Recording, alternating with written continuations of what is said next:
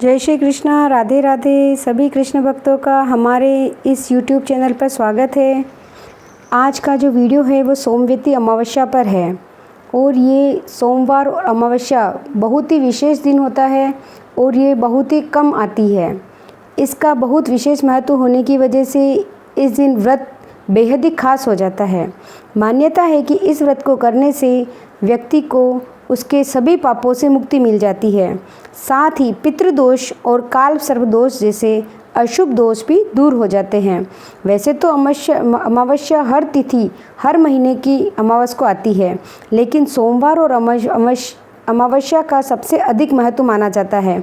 इस अमावस्या पर भगवान शिव और पार्वती की पूजा की जाती है। जानिए सोमवती अमावस्या की व्रत कथा। सोमवती अमावस्या व्रत कथा के अनुसार एक नगर में गरीब ब्राह्मण परिवार रहता था। उसके साथ उसकी पत्नी और उसकी एक पुत्री भी रहती थी। समय बीतता गया, उसकी पुत्री धीरे धीरे बड़ी होने लगी।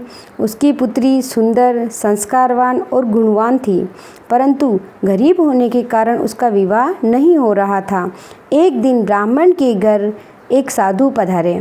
साधु उस कन्या की सेवा भाव से बहुत खुश हुए और उन्होंने उस लड़की को लंबी आयु का आशीर्वाद दिया।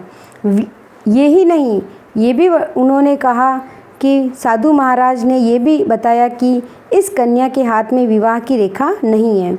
यह बात सुनकर उस लड़की के माता पिता बहुत परेशान हो गए। उन्होंने साधु से इसका उपाय पूछा तो साधु महाराज ने अपनी अंतर्दृष्टि से ध्यान लगाकर बताया कि कुछ ही दूरी पर एक गांव है। गांव में एक सोना नाम की धोबिन महिला रहती है, जो बहुत ही संस्कार और पतिपरायण है। यदि यह कन्या उस धोबिन की सेवा करे, उसकी सेवा से प्रसन्न होकर महिला इसकी शादी में अपनी मांग से सिंदूर लगा दे, उसके बाद इस कन्या का विवाह हो जाएगा। इस कन्या का वैद्य योग मिट जाएगा। साथ ही साधु ने यह भी बताया कि वह महिला कहीं आती जाती नहीं है। साधु महाराज की बात सुनकर अपनी बेटी को धोबिन की सेवा के लिए प्रस्ताव रखा। अगले दिन वह कन्या सुबह जल्दी उठकर सोना धोबिन के घर चली गई और वहां जाकर साफ सफाई करने लगी और सभी के उठने से पहले ही उसके घर का सारा काम निपटाकर वापस अपने घर लौट आती। एक दिन सोना धोबिन ने अपनी बहू से पूछा, तुम सुबह उठकर सारे काम कर लेती हो और मुझे पता ही नहीं चलता, ये तुम सब कैसे कर लेती हो? बहू ने कहा कि माँ जी, मैंने तो सोचा था कि आप ही सुबह उठकर सारे काम करती हो, मैं तो देर से उठती हूँ। यह सब जानकर दोनों सास बहू को बड़ी हैरानी हुई कि आखिर कौन है घर में जो साफ़ सफाई कर रहा है। दोनों अपने अपने घर की निगरानी करने लगी कि कौन है जो सुबह ही जल्दी उठकर आके आता है और घर का सारा काम करके चला जाता है। कई दिनों के बाद उस धोबिन ने देखा कि एक कन्या अपने मुंह पर कपड़ा बांधकर आती है, अंधेरे अंधेरे में घर में आती है और सारा काम करके चुपचाप चली जाती है। जब वह जाने लगी तो सोना धोबिन ने उसके पैरों में गिर पड़ी और पूछने लगी कि आप कौन हैं? इस तरह चुपकर मेरे घर की चाकरी क्यों करती है? तब कन्या ने साधु द्वारा कही गई बात बताई। धोबिन उस कन्या की बात सुनकर उसकी मदद के लिए तैयार हो गई। उस समय उस धोबिन का पति बहुत ही अस्वस्थ था। उसने अपनी बहू से अपने लौट आने तक घर पर ही रहने को कहा। सोना धोबिन ने जैसे ही अपनी मांग का सिंदूर उस कन्या की मांग में लगाया, वैसे ही उसके पति की मृत्यु हो गई। सोना धोबिन उस कन्या के यहाँ जाने के लिए अपने घर से निराजल ही चल पड़ी, यह सोचकर कि रास्ते में कहीं पीपल का पेड़ मिलेगा, वहीं पर वो परिक्रमा करके जल ग्रहण करेगी। उस दिन सोमवती अमावस्या थी। धोबिन ने ब्राह्मण परिवार के घर में मिले पुए पकवान की जगह ईंट के टुकड़ों से 108 बार परिक्रमा की। 108 बार पीपल की परिक्रमा करके उसके बाद उसने जल ग्रहण किया। उस धोबिन ने जैसे ही ये काम किया, उसके पति के मृत शरीर में वापस जान आ गई। इस तरह धोबिन का पति फिर से जीवित हो उठा और उस लड़की को भी वरदान मिल चुका था कि वो सदा सौभाग्यवती रहेगी और उसका भी विवाह हुआ। श्रावण की अमावस्या जो हरियाली अमावस्या है और सोमवती अमावस्या को कुछ चमत्कारी उपाय हैं जिनको करने से सभी को सुख, शांति, समृद्धि और पापों से मुक्ति मिलती है। वह कार्य चमत्कार इस प्रकार है। पहला चमत्कार है पितृदोष से मुक्ति।